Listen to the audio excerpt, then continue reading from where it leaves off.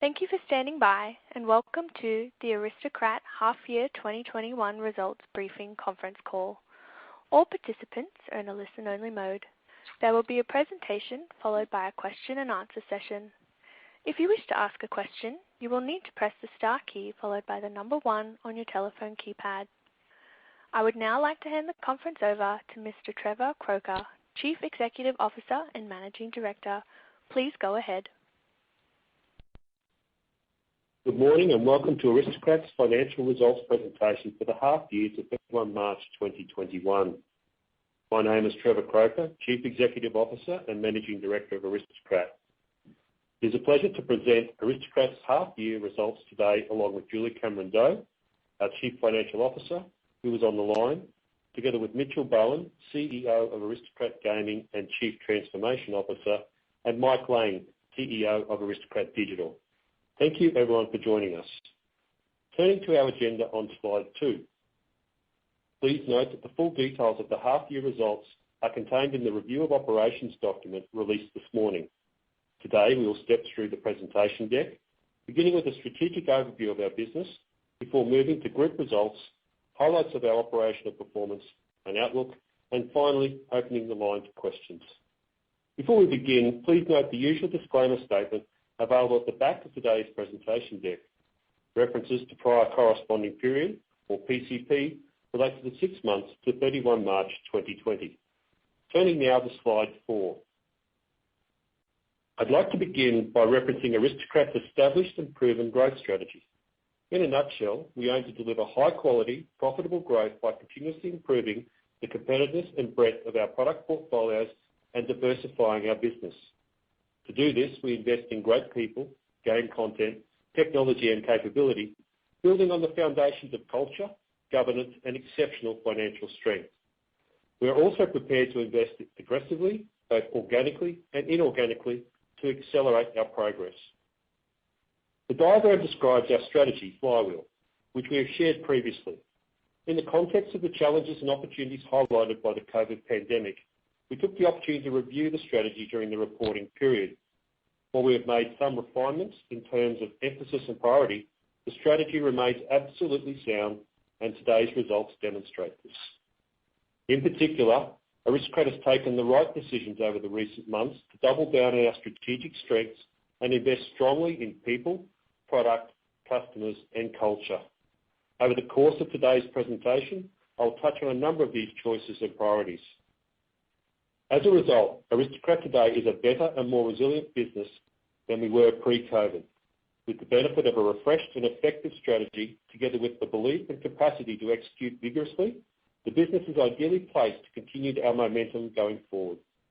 Before stepping through the detail of performance for the period, I'd like to take a moment to characterise Aristocrat's business as it continues to grow and transform on slide 5. Today, Aristocrat is a gaming, entertainment and technology company of global scale. With diversified portfolios in both gaming and digital markets, we are successfully growing and leveraging world-class titles across multiple platforms and distribution channels.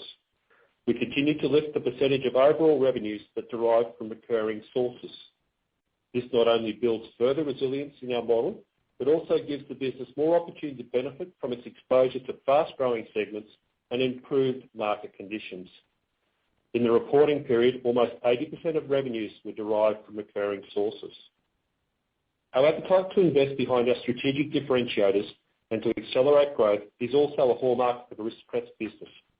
Underpinning our confidence to invest is, of course, our strong balance sheet, cash flow generation and available liquidity, which enable continued execution of our growth strategy over the period despite COVID-driven uncertainties. Finally, the slide also provides a snapshot of the characteristics and performance of our 2 operational businesses in digital and gaming over the half year. The roughly even split in terms of revenue contribution further highlights the success of our diversification efforts and improved overall business resilience. Turning to slide 6. As I mentioned, over the 6 months to 31 March 2021, Aristocrat has chosen to protect and extend our strategic advantages and position the business for sustained growth. I'd now like to provide more colour on these choices. From a people-first perspective, we energised our culture and offered more support, flexibility and recognition to our people. An average engagement score of 8.4 was achieved across our global business in the period, holding at a level above technology industry benchmarks. We also lifted investment in great talent, including leadership development, training and new talent acquisitions, particularly in strategic skill sets. From a customer centricity perspective, we've continued to offer tailored, flexible solutions to gaming customers to support their recovery. This has driven deeper strategic partnerships and customer advocacy. In terms of portfolio diversification, we have further broadened our business by penetrating more adjacent markets, segments and digital genres. During the period, we opened 2 new gaming creative studios and launched and scaled a further world-class digital title in Evermerge, building on earlier digital talent investments in Neskin and Proteus. To support this momentum and underpin long-term growth, $243 million was invested in D&D during the period. Whilst towards the lower end of our historic 11 to 12% of revenue range, it remains robust in absolute terms and market-leading compared to peers. We also committed $252 million in the half in UA, representing a $50 million increase from the PCP and 28% of digital revenues, which was at the high end of our 25 to 28% target range. Turning now to slide 7. Our strategy is fundamentally geared to delivering sustainable performance, which means that a robust approach to ESG is an important part of our approach.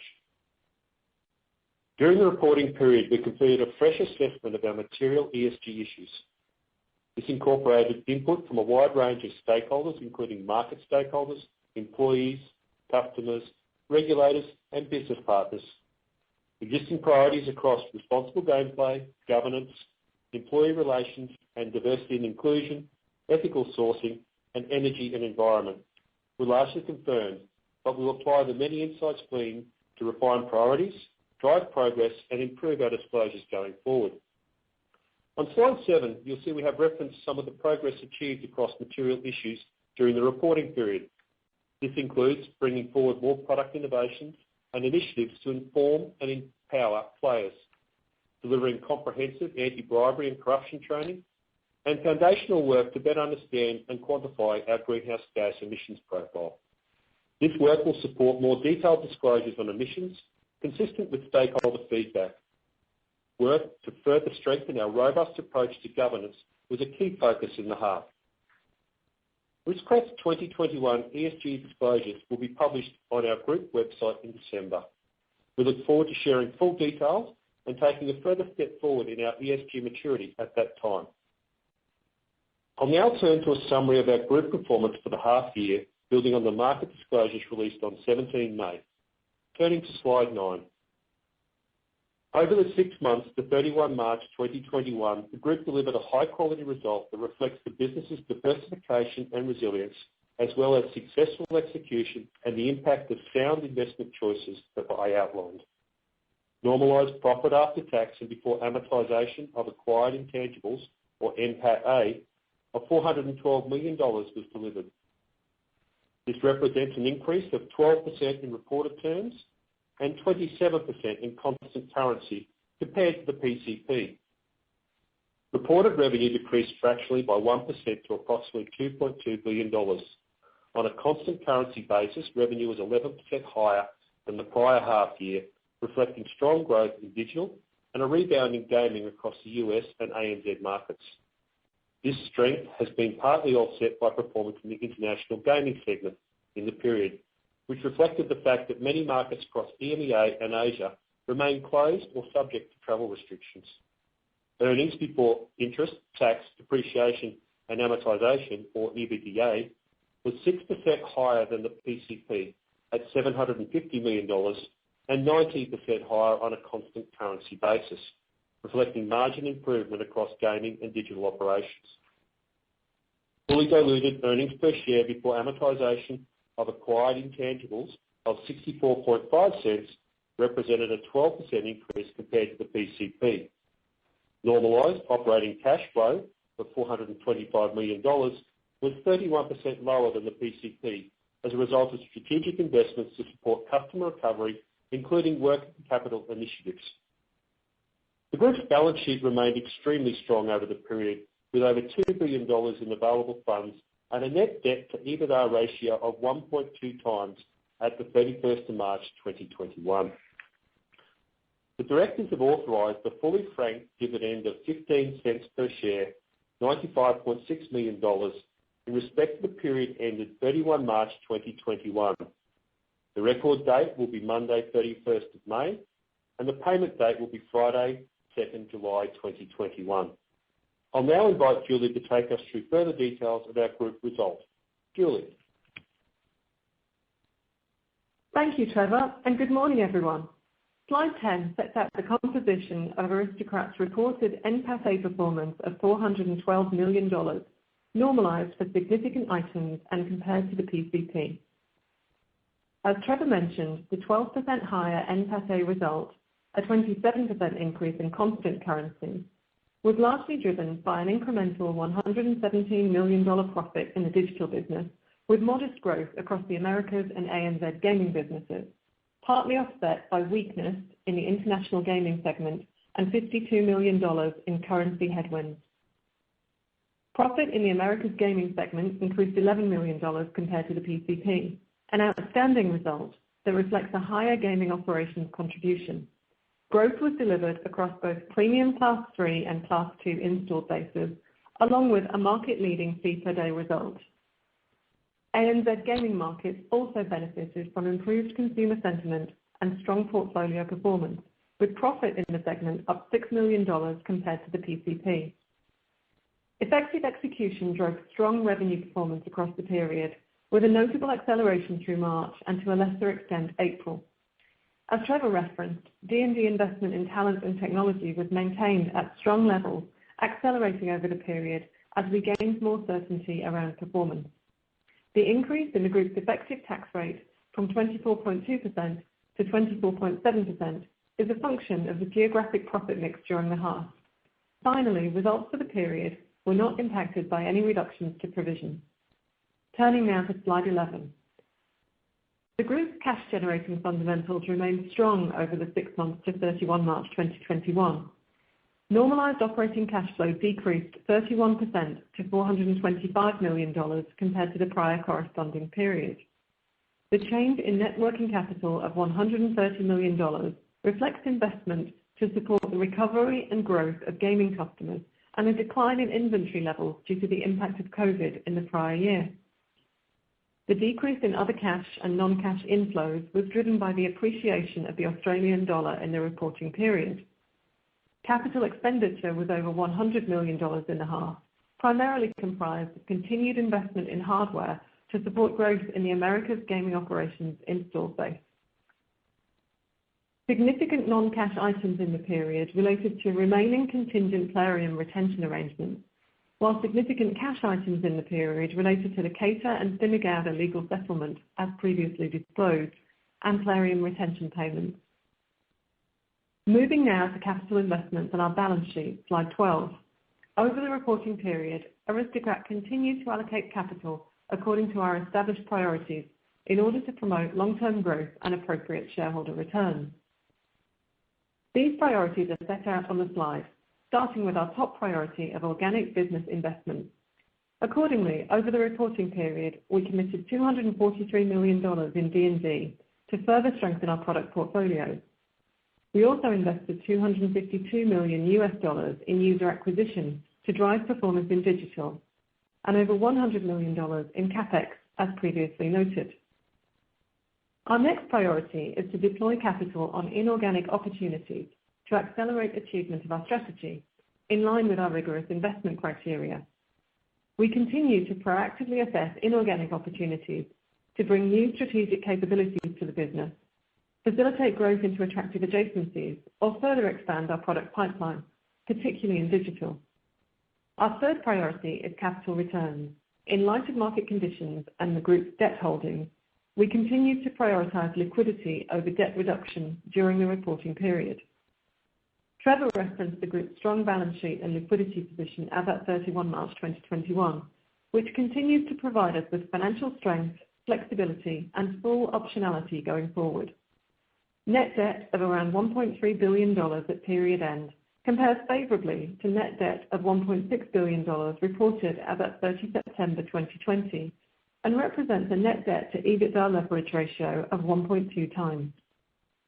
At 31 March 2021, Aristocrat had total liquidity of over $2 billion, comprised of cash and available revolving credit facilities of $277 million. Our debt facilities, largely drawn from the US Term Loan B market, remain competitively priced at a weighted average LIBOR plus 235 basis points.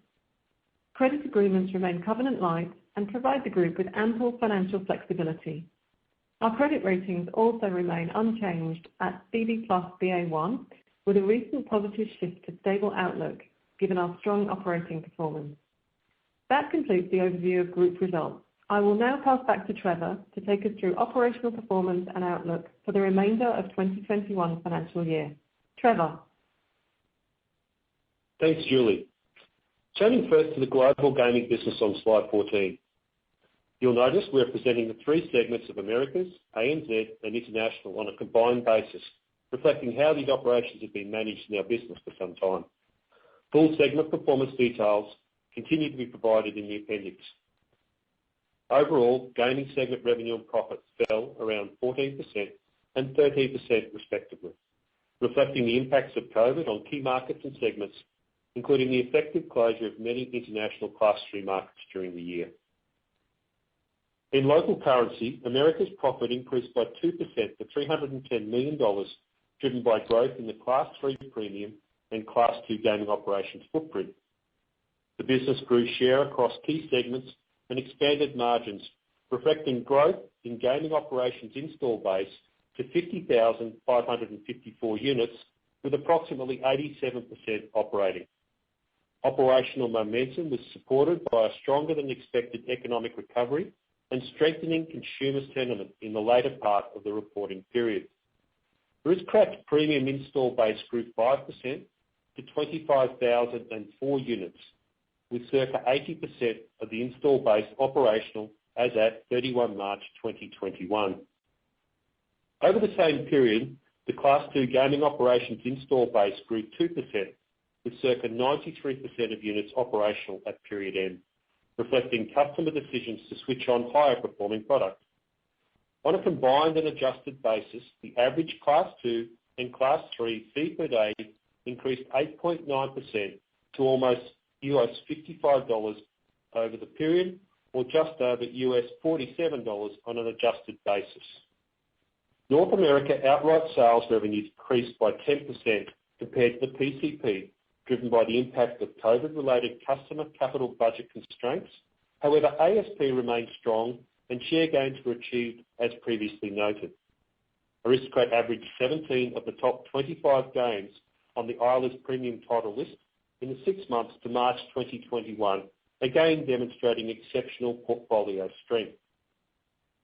In ANZ, revenue increased by 2% to $210 million in constant currency compared to the PCP, while profit increased over 10% to $85 million.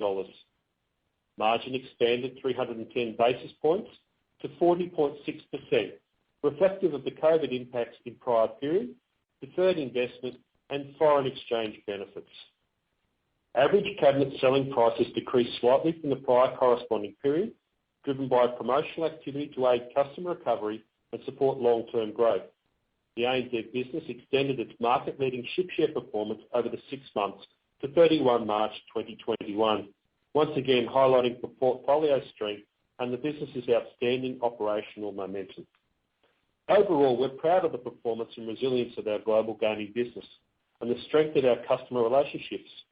We look forward to continuing to benefit from our sustained investment in innovative product development over the half, including the most anticipated game in the industry, Buffalo Link from HRG Studios, which was launched in the US last fortnight. Moving now to the digital segment on slide 15, and I note that the figures on this slide are in US dollars. The digital business recorded above category bookings growth of 29% and a 52% lift in segment profit compared to the PCP, to an exceptional $899 million and $301 million respectively. This was a result of effective investment in live ops, features, new game content, and UA over the period, combined with ongoing investment in growing and diversifying the digital portfolio. Consumer demand for digital games remained elevated compared to pre-COVID levels, albeit somewhat moderated compared to the second half of fiscal 2020. As previously referenced, the business invested an incremental $50 million in UA over the half compared to the PCP. This supported the profitable growth of Raid: Shadow Legends, strong performance in social casino games, especially Lightning Link and Cashman Casino, and the scaling of EverMerge in the growing casual merge genre. A strategic rebasing of Big Fish business completed in the second half of fiscal year 2020 also contributed to revenue and profit gains in the reporting period. This result highlights our progress in diversifying and broadening our portfolio of games across multiple genres, demographics, and geographies. Raid: Shadow Legends moved into profitability, and EverMerge continued to scale strongly during the 6 months to 31 March 2021. When added to the successful launch of Lightning Link in 2018, Aristocrat has organically developed and grown 3 world-class titles across major genres over the past 3 years. Margins expanded more than 500 basis points in the half. UA investment represented 28% of digital revenue, demonstrating highly efficient and effective allocation during a period in which the business had no scheduled new games. Our daily active users, DAU, reduced modestly to 6.7 million at period end, reflecting our ongoing focus on DAU quality. Along with DAU quality, a favourable genre mix, effective live ops, features and new games content combined to deliver an impressive lift in average bookings per daily active user, or ABDAU, performance over the period. ABDAU grew 44% or 22 cents compared to the PCP to 72 cents, a new record for our business. We are excited by the ongoing progress in our digital business, particularly its momentum, scale, portfolio breadth, and growing capabilities. Looking ahead, we have a solid pipeline of new games. Whilst performance will dictate the timing of any worldwide launches, we plan to release at least 1 new title towards the end of this fiscal year. We will continue to invest to grow our product pipeline and further build on our capabilities to fully capture our opportunities in the digital segment. Slide 17 provides a recap and a summary of our performance highlights in the 6 months to 31 March 2021. A headline double-digit increase in NPATA, together with margin and share expansion across key gaming and digital segments, pointed to our increasingly competitive and high-performing product portfolios and customer engagement. The further diversification of the group's revenue profile also underlined our strengthening resilience. As I said at the outset, the result demonstrates that we made the right decisions to sustain our differentiating investments in outstanding people and products, customer, talent and culture throughout the COVID-impacted period. Turning now to outlook for fiscal year 2021 on slide 18.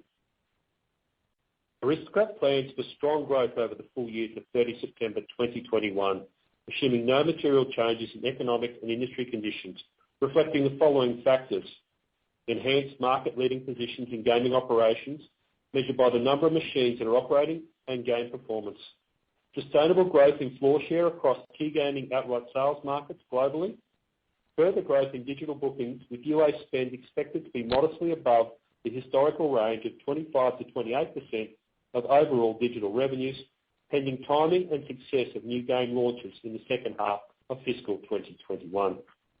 Continued D&D investment to drive sustained long-term growth, with investment likely to be modestly above historic levels on a percentage of revenue basis.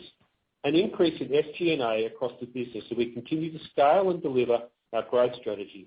This includes continuing to identify adjacencies that expand our capabilities to create new business and grow through product, distribution and investment. Non-operating expense assumptions are also set out on the slide, specifically regarding interest expense, amortization of acquired intangibles and income tax expense. The group has entered the second half of the 2021 fiscal year with excellent momentum, flexibility and resilience, and a balance sheet that continues to provide full strategic optionality. We expect the business will continue to benefit from the decisions we have made to invest to extend our advantages.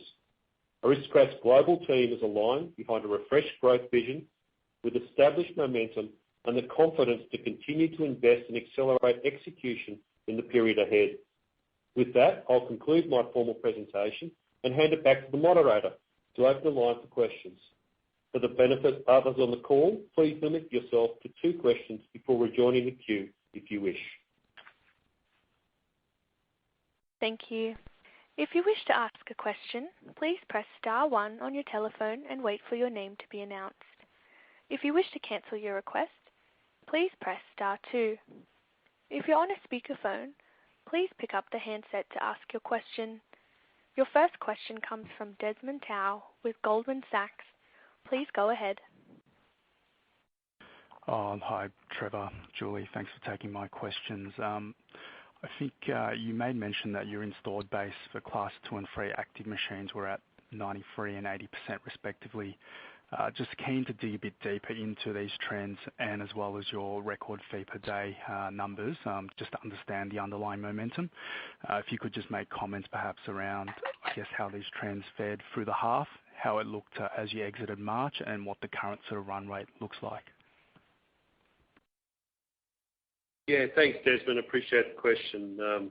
I'll step into it a couple of ways. So first of all, I think, we look at the macro picture. The world has been changing a lot through COVID, and if you look back at the early part of the half, there was very limited machines switched on, and as casinos started to open, more machines started to switch on. There was obviously some ups and downs from install base during the first quarter. If you think about what happened in North America towards Christmas time and over Thanksgiving, where there were further shutdowns from that point of view. But what it did do is it kept building through the period towards the second half. We were able, as you can see from the results, to increase our install base in both Class 2 and Class 3 machines, and also to get to a percentage switched on, which was, as you reflected, 80% and 93%, which was above competitor rates and industry average for those. I think if you then look at it, we continue to place, as I said, product, and if you look at what's been driving that product placement, it's been new games like Cash Express Luxury Line, Crazy Rich Asians. These games have been able to drive install base, and what we've seen towards that higher fee per day is that high-performing games are being switched on by operators. High-performing games are therefore performing for operators and for Aristocrat. We've also got a strong pipeline of games coming through. As I referenced, in the last 2 weeks, we've launched Buffalo Link in North America. Very, very strong pipeline and game content coming through for that. And early results for that is very solid as well. Oh, that's great. Appreciate that. Second question just around digital. I think you guys are now expecting UA to be modestly above the 25 to 28% historical range.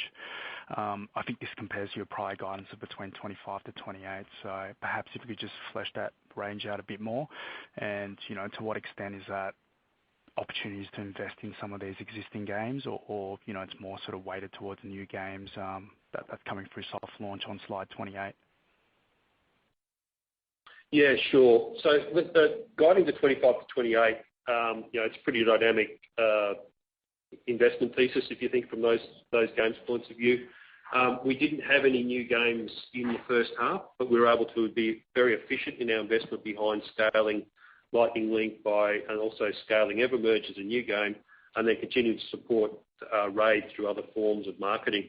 That's 3 games in 3 years that are organic games that have been successfully developed and released by Aristocrat into the marketplace. If you talk about our guidance for the second half, modestly above, we have got a pipeline of games coming through. As you can see, we have a couple of games in the pipeline now. We've got 2 that are close to soft launch. We expect 1 in the second half to go to launch, and that will adjust what happens from a UA point of view. And we think that happening will put us towards the top end or modestly over the top end of UA should those games come to launch. Great. Thanks, Trevor. Thanks, Desmond. Thank you. Your next question comes from Don Carducci with JP Morgan. Please go ahead.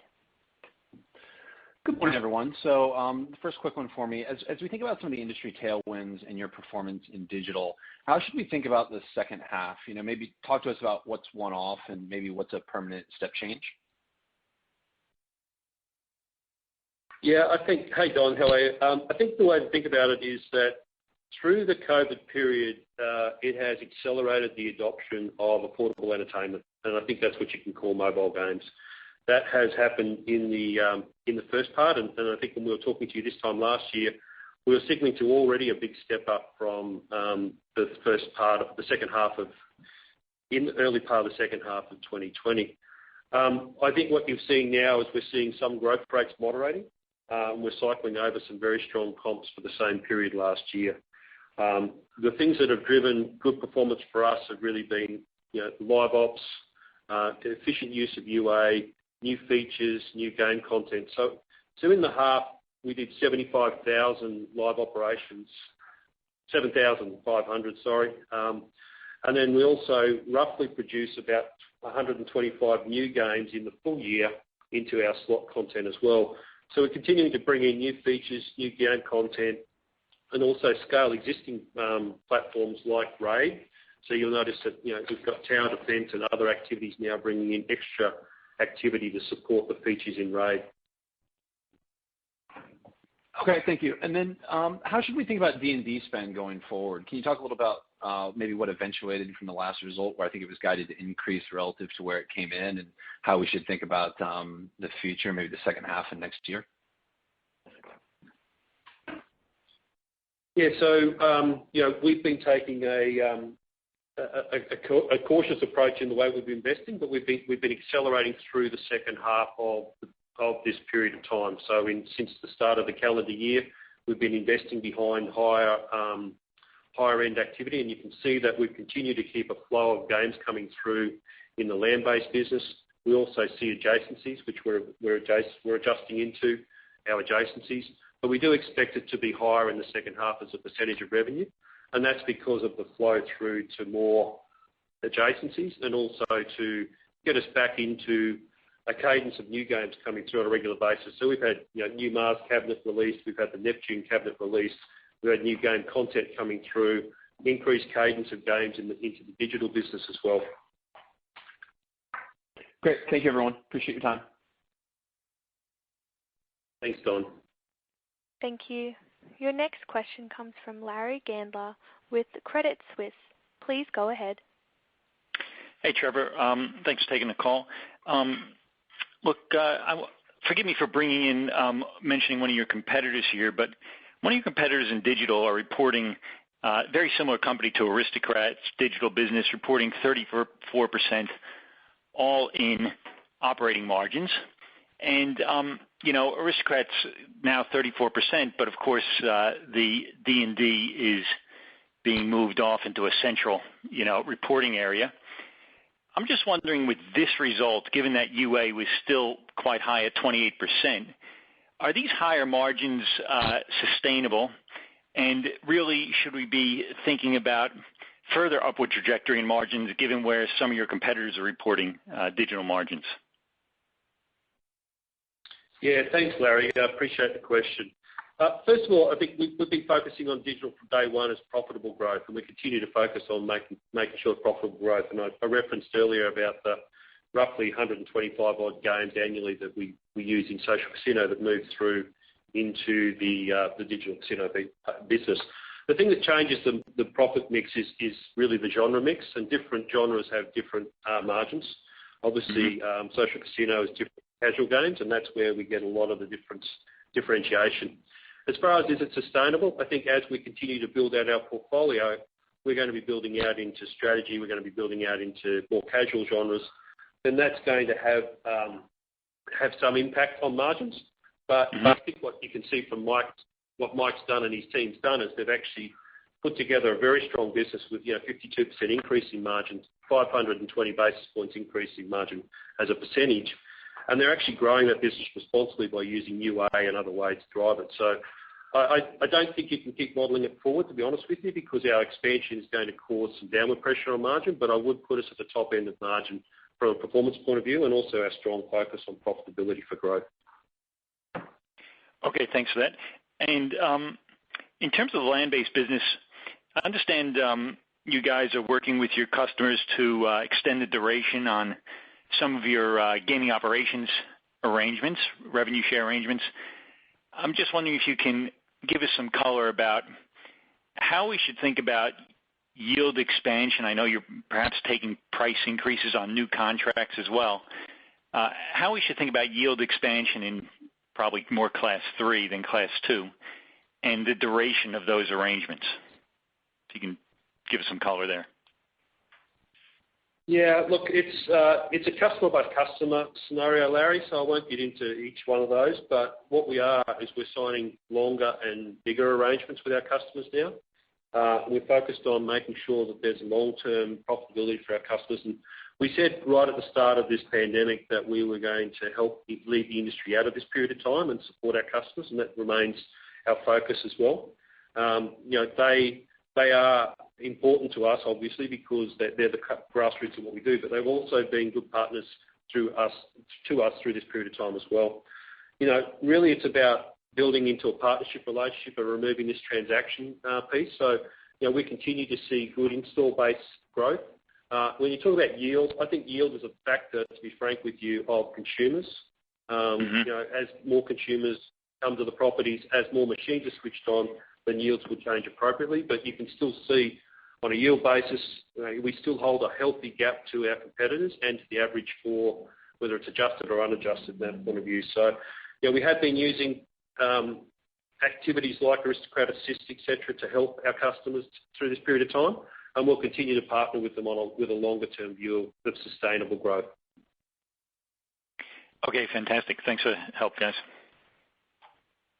Thanks, Larry. Thank you. Your next question comes from Rowan Sundram with MST. Please go ahead.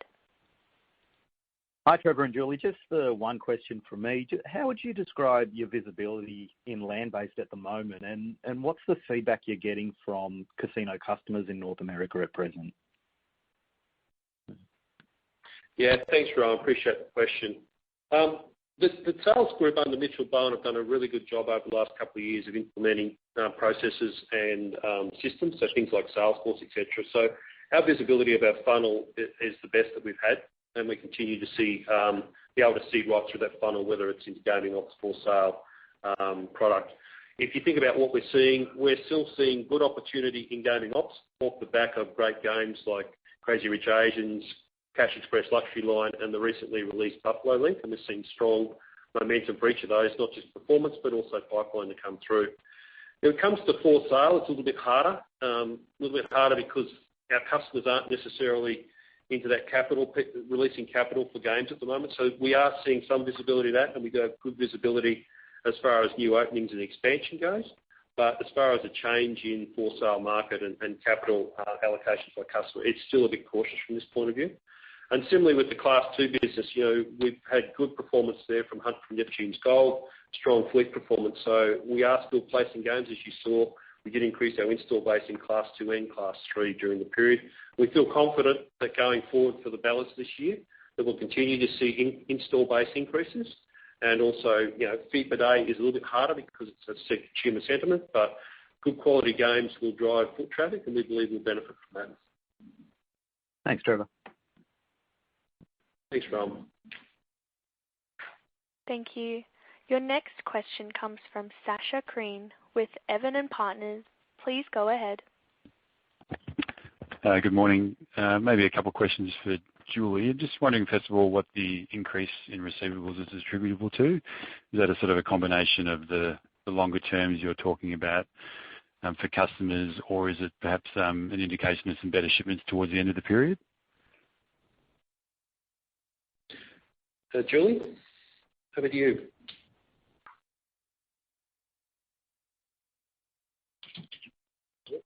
Julie, can you hear us? Yeah, I can hear you. Sorry, having trouble with that mute button. Hi, Sasha. Thanks for the question. Yeah, look, I think your question's a good one about the growth in receivables. Clearly, we did see sales accelerate through the period, and we finished the period stronger, and that has had an impact on the level of receivables at the period end. Okay, thanks. And just one of the couple of questions on the outlook commentary and the SG&A guidance. Can you maybe clarify that a little bit in terms of, first of all, are you talking your constant currency costs, or is that an AUD expectation for growth?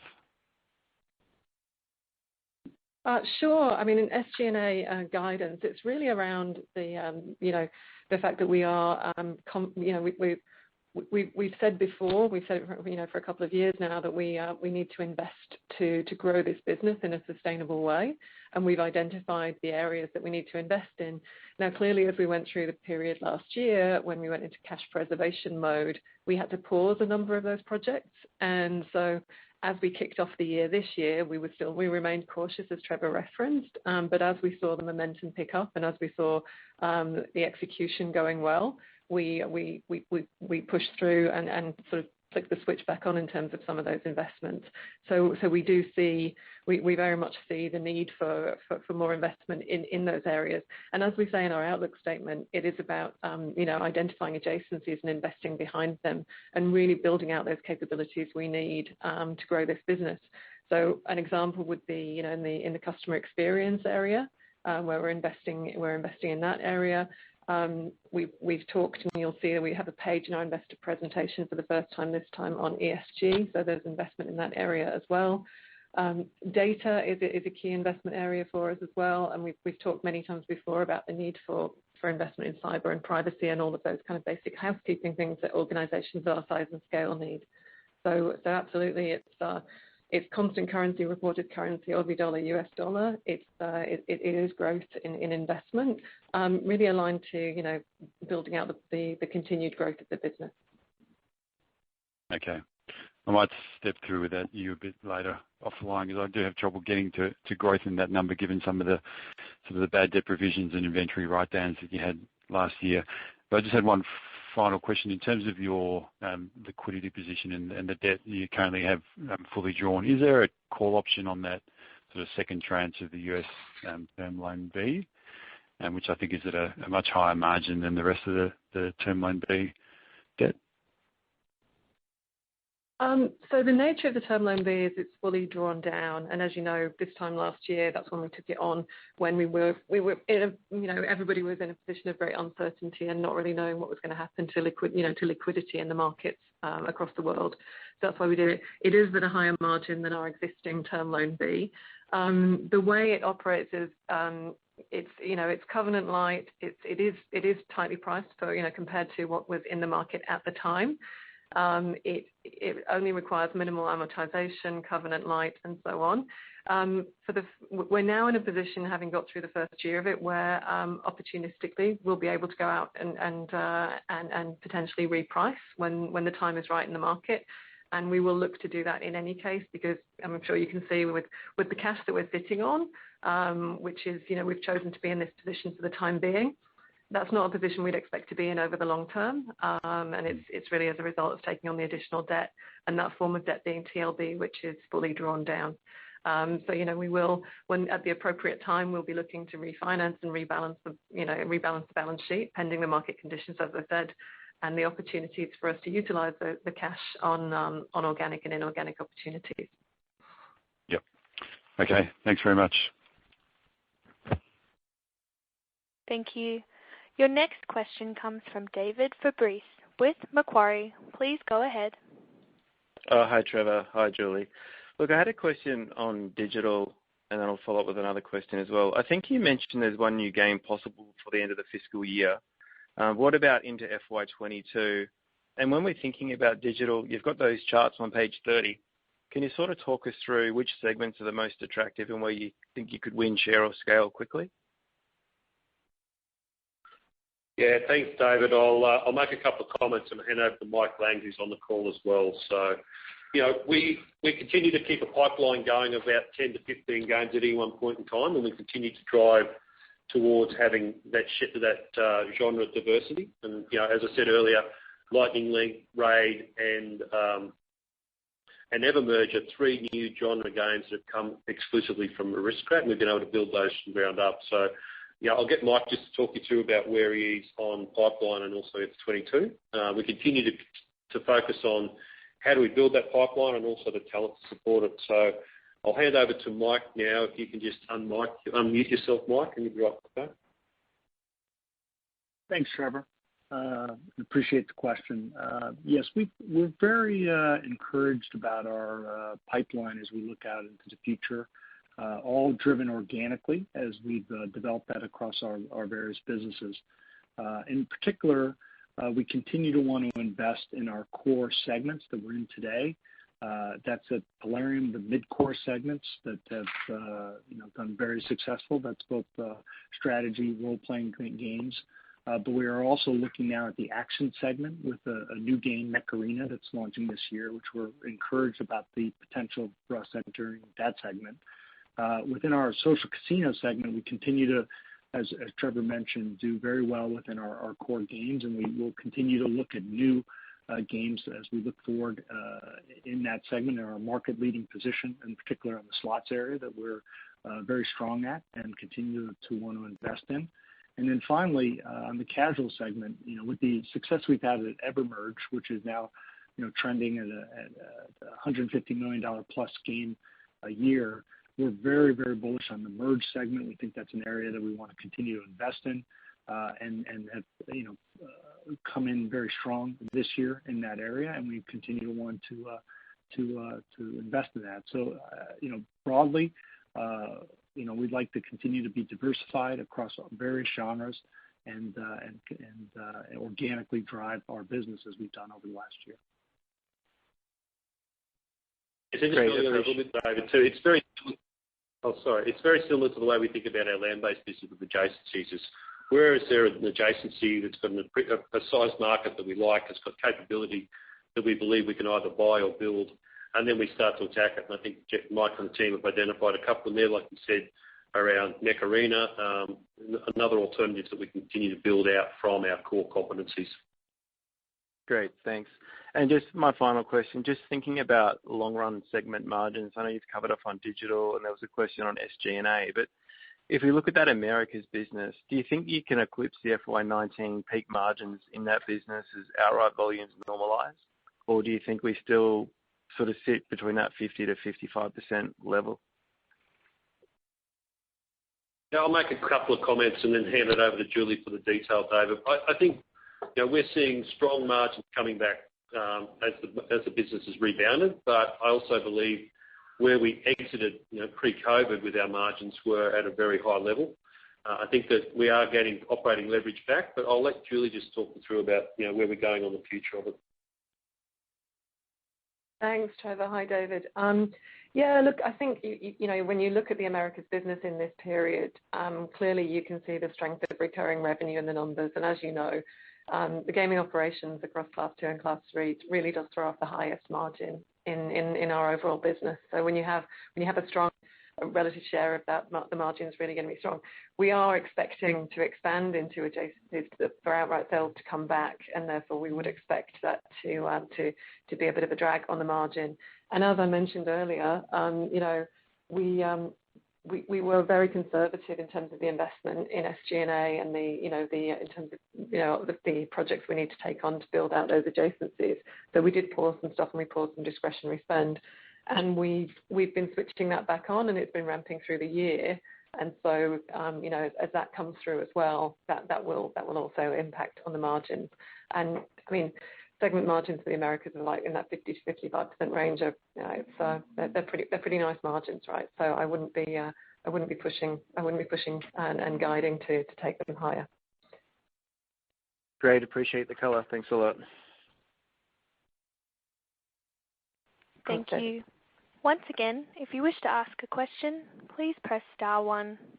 Your next question comes from Brian Raymond with Citi.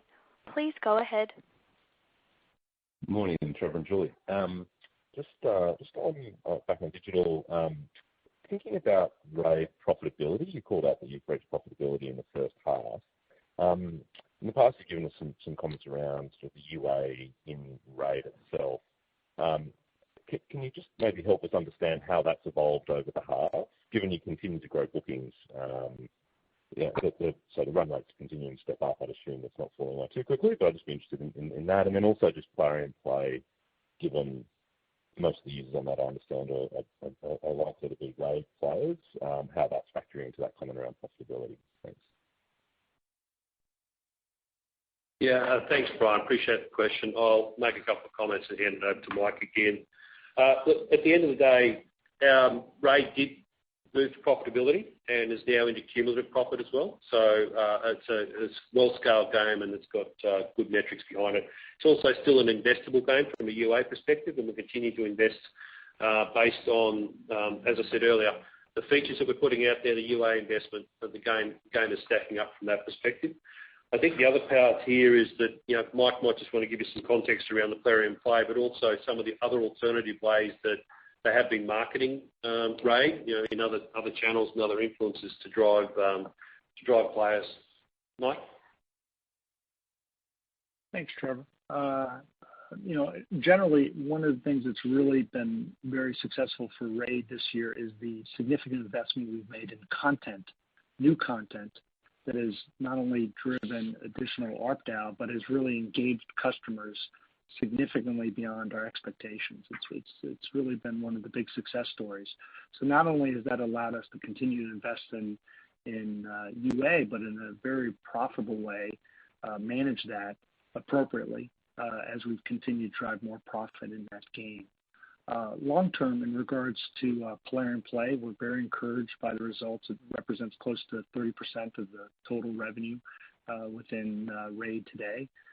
And we want to look at other games within our portfolio to use within that new platform as a way to not only create greater experiences for our customers, but more profitable experiences for us in regards to reducing the platform fees that we otherwise would pay. In regards to marketing, I think the team at Plarium has done a really good job of exploring not only new platforms like YouTube and TikTok and other platforms like that, but have had very good success in actually TV advertising, more traditional advertising mechanisms that allows us to diversify our overall marketing mix and again, as you can see by the numbers, prove that game can continue to drive profitability even with the UA investment that we're spending. Great. No, I appreciate that color. Thank you.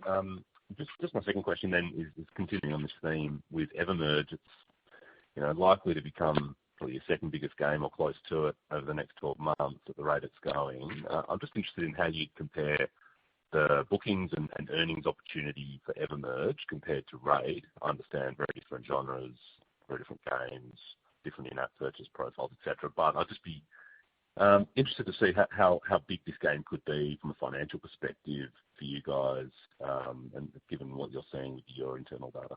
Thanks. Yeah, thanks, Brian. I'll hand it over to Mike again. I think the key point here is, these are genre by genre metrics, which you identified as well, is that different target audience sizes, different type of lifetime value. But I'll hand over to Mike and talk about where Merge category is and his vision is around EverMerge. Thanks, Trevor.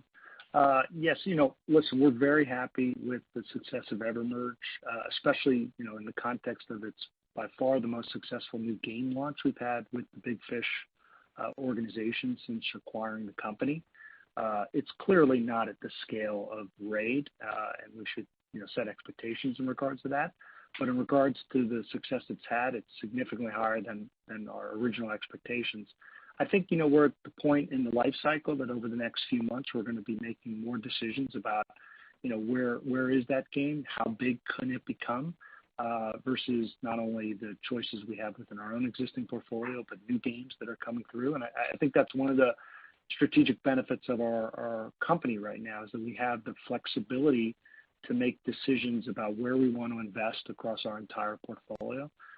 And we'll make that decision again based on how we look at the overall situation on a game-by-game basis. But, looking at this game today from a year ago, we're very, very pleased with the results we've seen in EverMerge and where we are today. Okay. Excellent. Thanks. So if just the comparisons there, Brian, to help you out, RAID's sitting sort of like $230 million for the half. EverMerge sitting about 130, 135 for the half.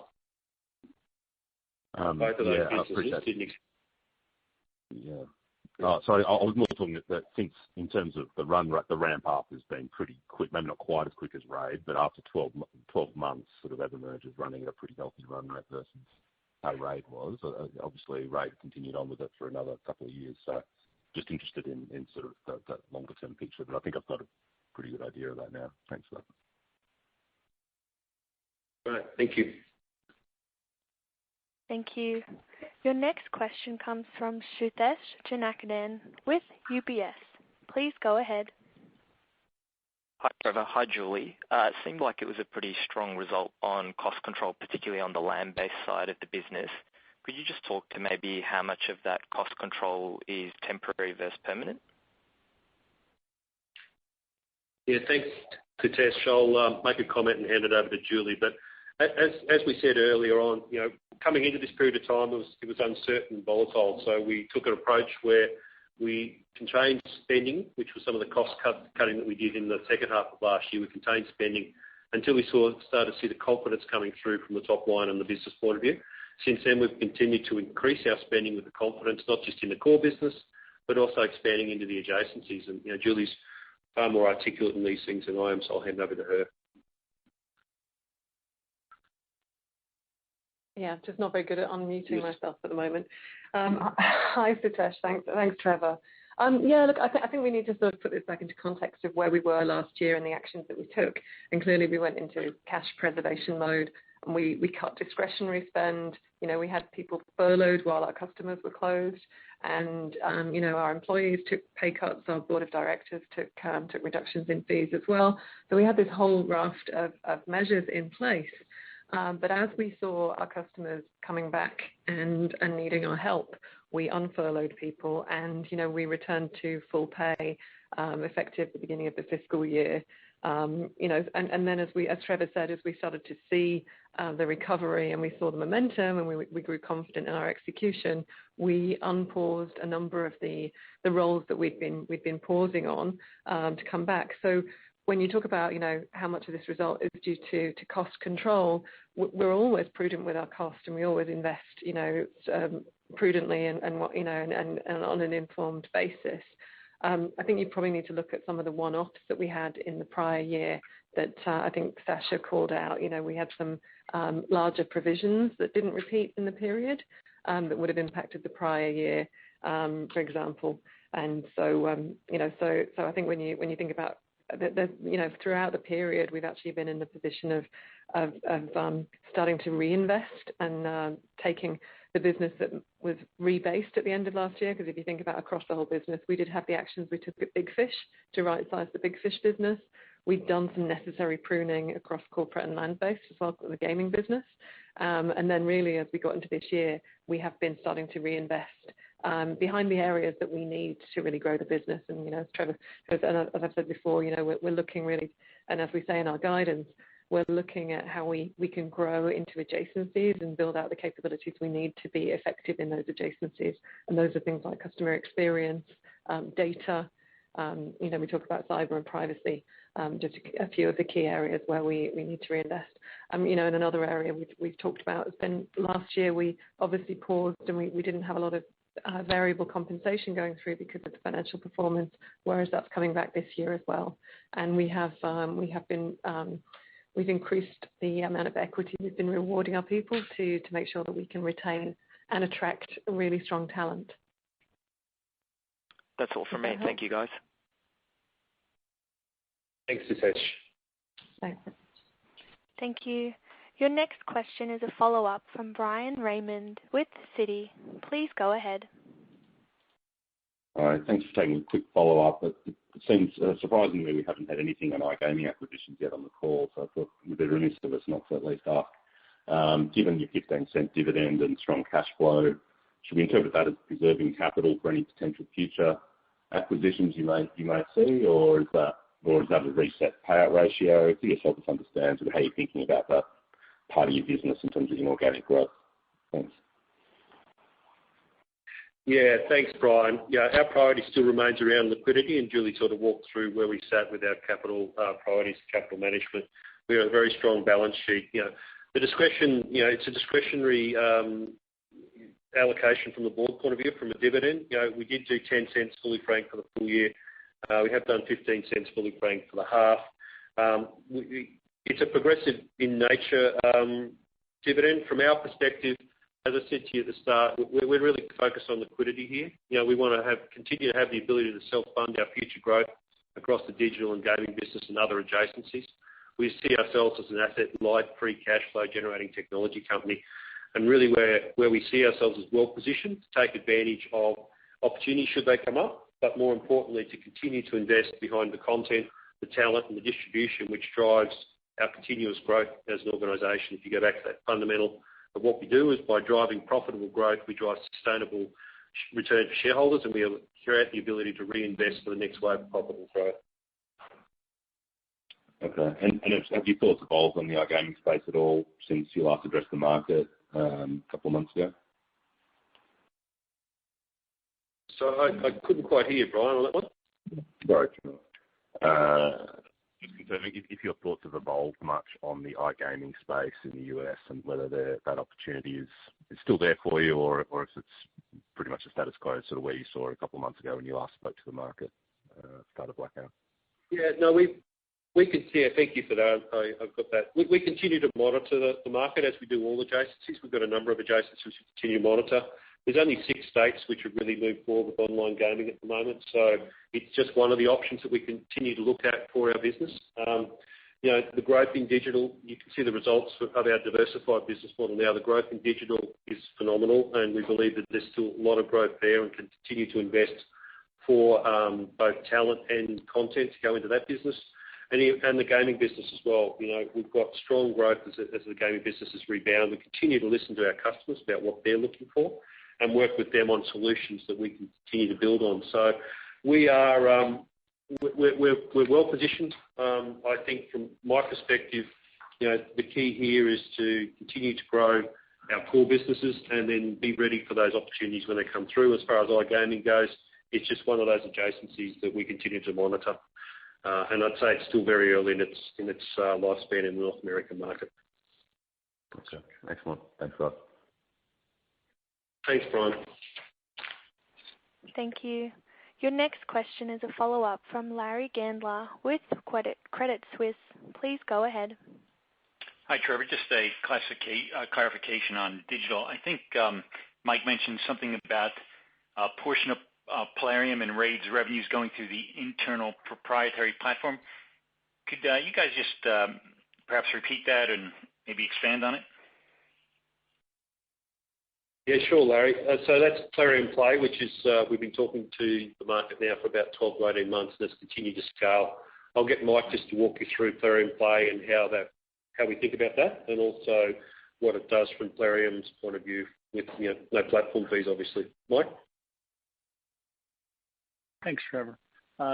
Plarium Play is an internal platform that we have that allows PC customers to be able to access the game. It's a much even robust game experience for them, and allows them then not only to have that stronger customer experience, but allows us then to not pay platform fees as a result of that. So the economics of those customers are better as a result of that. And so, we believe that both are very complementary, and we'll continue to expand Plarium Play for our own titles, as well as over time explore the possibility for others to join and to be part of that platform as well. And Mike, did you mention what portion of Raid's revenues are going through Plarium Play? Approximately close to 30%. 30%.